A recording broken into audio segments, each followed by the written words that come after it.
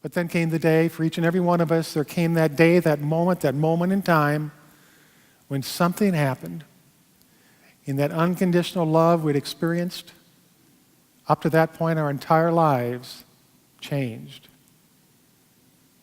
Perhaps mom or your daddy got mad at us and scolded us.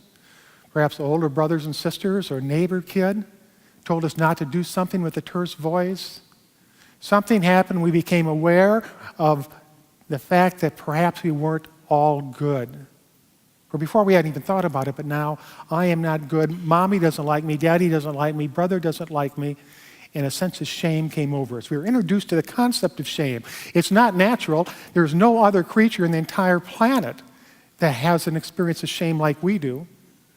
A sense of shame came over us. Then as we began to grow, we made mistakes. We caused problems.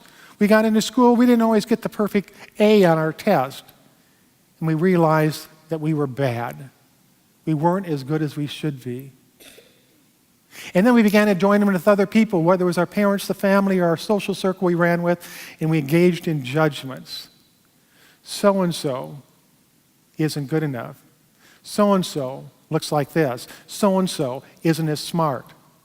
And those harsh judgments led to a separation between us and other people. And we internalized all this stuff, and we went forth with shame, and we went forth with guilt, and we went forth with all of these different things that just disturbed the peace in our mind and the love in our heart. It disrupted our entire lives. We fell from that high state of purity in consciousness to a lower state with fabricated notions that led to suffering.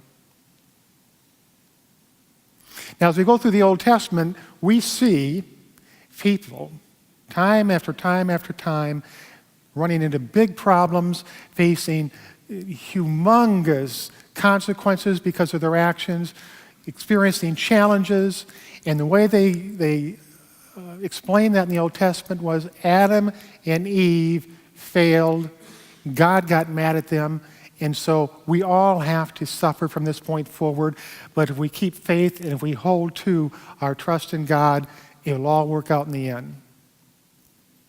In other words, adapt to the way that you are. Live with yourself in suffering and misery, and it's going to be okay. Then in the New Testament, we have Jesus who comes along. And Jesus was a scholar, he was a teacher, he was a brilliant mind, he was a guru. And his whole idea was, we fell from consciousness, yes, there's no doubt about that, but we can rise again. If you fall down and you hurt yourself, you can stand back up and you can move on. That was his whole message. Let's rise up into that higher state of consciousness. In any Bible that you pick up, you can go to the book of Matthew or any other one of the Gospels, and within a few short pages, you can find principles there that will teach you how to rise back up into that higher state of consciousness. In the book of Matthew, as we move into chapter 5, there are 4 pages there with 5 principles that can allow us to rise up and live a life that is better than we've experienced before. The first principle is that we are born of Spirit. God's Spirit's within us. God's Spirit expresses through us, and we are good.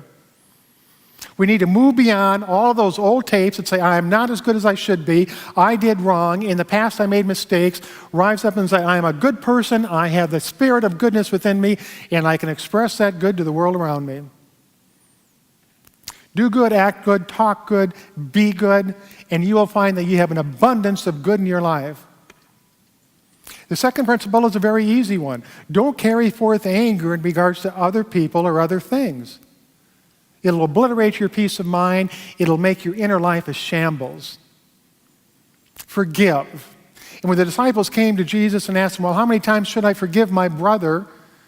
Would 7 be enough? And Jesus said 7 times 70.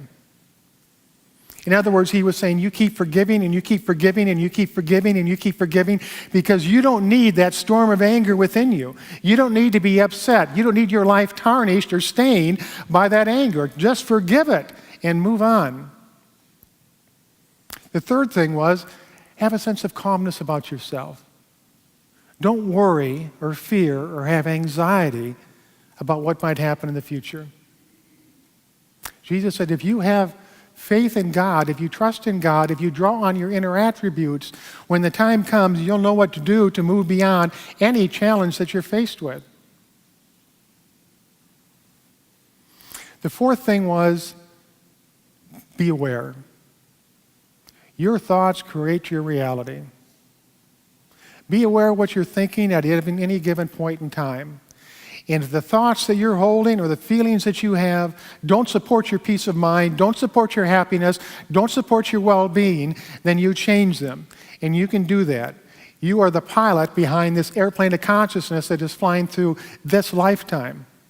You have what you need to change those thoughts from bad to good, from negative to positive, from being non-supportive or negative self-reflecting to being good, supporting, positive self-reflecting thoughts. Just be aware of what you're thinking about.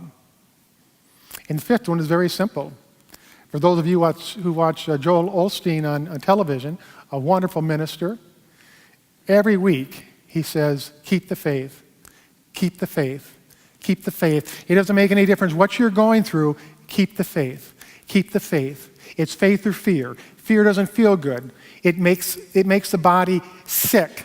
It makes your nervous system tremble. Fear is deadly poison to the soul. Keep the faith, trust in God, and move forward. Now, there's 1,200 pages in the Bible, and I've just given you 5 principles from 5 pages. And I've outlined them on the front of the bulletin. Now, I would say take some time to just look at one of those principles and come to the determination which one would make my life better right now at this time if I practiced it. You don't have to practice all 5, just pick one. What best suits you at this time? And then write it down in your own handwriting. Dedicate yourself to it. When you get up in the morning, read it. When you go to bed at night, read it. Hold it close to your heart. Think about it. And during those times of great upset and disturbance, go back to that principle. And you'll find that when you're at wit's end and you really don't know what to do and you're not feeling good about something, it's usually because one of those principles isn't being practiced. Jesus came to raise us up from that fall. Each and every one of us has the potential to do that and to move forward and live a life. We have the responsibility to live a good life.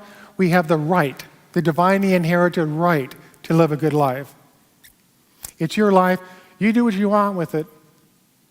But I guarantee you one thing, you have the ability and you have the potential to live good and to be happy, and to move through life with a lot less worry and a lot less worry. So now as we move into meditation, I invite you just to think about one of those principles, and we'll have a time of silence where you can just ponder it and contemplate it. We'll now go into meditation.